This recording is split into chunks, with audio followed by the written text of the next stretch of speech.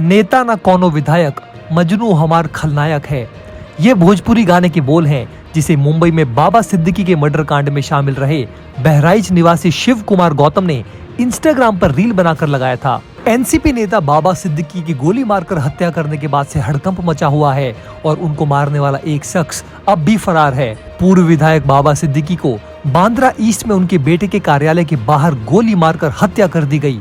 हत्यारों ने बाबा सिद्दीकी के बेहद पास आकर गोली मारी और गोली मारकर वे वहां से भाग निकले। हत्यारों को लोगों और बाबा सिद्दीकी के पास मौजूद लोगों ने पहले तो मोबाइल चोर समझा। उन्हें लगा कि बाइक सवार युवक बाबा सिद्दीकी के पास आकर उनका मोबाइल छीनकर भाग गए हैं, जिससे हमलावरों को भागने में काफी मदद मिली।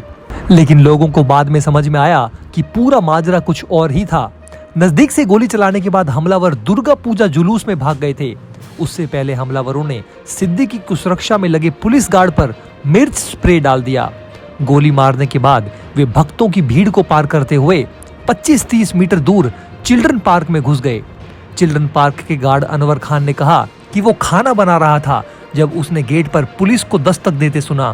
उन्होंने कहा कि मैं उनके साथ पार्क के सभी कोनों में गया क्योंकि रात में अंधेरा था और वहां बहुत सारे पेड़ थे।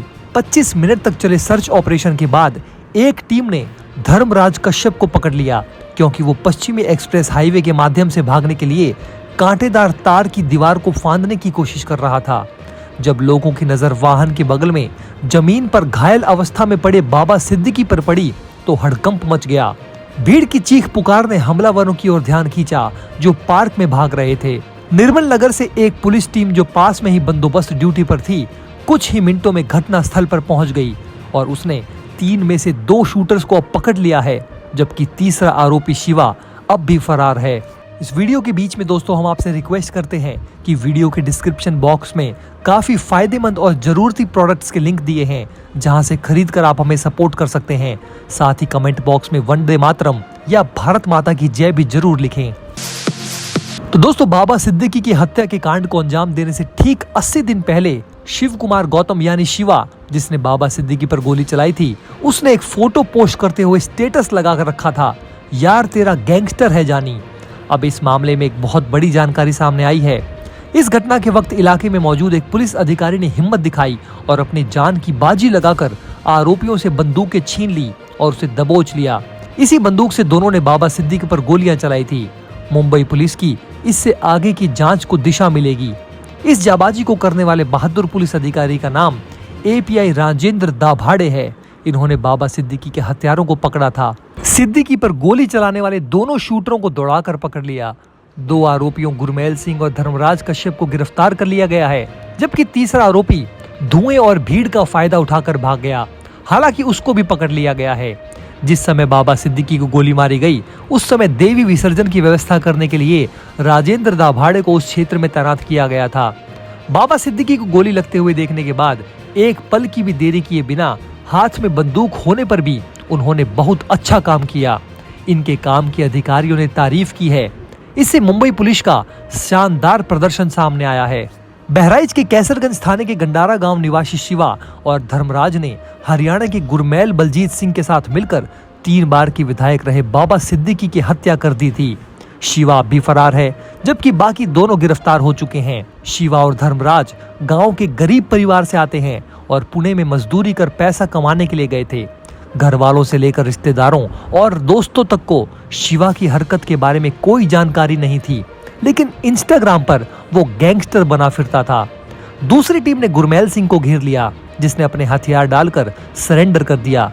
पुलिस ने कहा कि हमने संदिग्धों से 2 ग्लॉक ऑटोमेटिक पिस्तौल और कम से कम 28 गोलियों वाली 4 मैगजीन जब्त की है।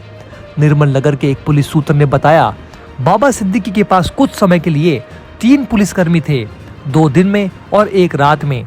बाबा सिद्दीकी के हमलावरों की गिरफ्तारी के बाद अब मुंबई पुलिस ने एनसीपी नेता बाबा सिद्दीकी की हत्या करने के आरोपी धर्मराज कश्यप का ऑसिफिकेशन टेस्ट कराया ताकि ये पता लगा जा सके कि वो नाबालिग है या नहीं। धर्मराज के वकील ने ये दावा किया था कि वो नाबालिग है। उसकी उम्र सिर्फ 17 साल है, जबकि उसके आधार कार्ड में उम्र 19 साल दिखाई गई है। सोमवार को टेस्ट के बाद पुष्टि हो गई कि धर्मराज नाबालिग नहीं है। इसके बाद कोर्ट ने उसे 21 अक्टूबर तक के लिए न्यायिक हिरासत में भेज दिया। इस हत्याकांड में अब तक पुलिस ने 2 आरोपियों को गिरफ्तार किया है। इस केस की जांच मुंबई क्राइम ब्रांच की स्पेशल टीम कर रही है। ऑसिफिकेशन टेस्ट के दौरान बोन फ्यूजन के आधार पर किसी की उम्र का पता लगाया जाता है। दरअसल ऑसिफिकेशन किसी भी मनुष्य की हड्डियों के बनने की प्रक्रिया है जो बचपन से लेकर किशोरावस्था के अंत तक चलती रही है। टेस्ट के दौरान उम्र तय करने के लिए हड्डियों का विश्लेषण किया जाता है। इस टेस्ट में गर्दन के पास मौजूद हंसली, स्टर्नम और पेल्विक का एक्सरे के जरिए जांच की जाती है। हालांकि इन परीक्षणों को सबसे सटीक नहीं माना जाता है। सुप्रीम कोर्ट ने भी माना है कि रेडियोलॉजिकल टेस्ट से किसी की उम्र निर्धारित की जाती है, मगर इसके सबूत को निर्णायक नहीं माना जा सकता।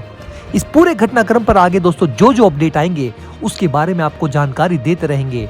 नमस्कार दोस्तों, अगर आप हमारे काम को पसंद करते हैं और हमारी खबरें आपको पसंद आती है तो हमारे इस चैनल को सब्सक्राइब किए बिना बिल्कुल भी मत जाइएगा।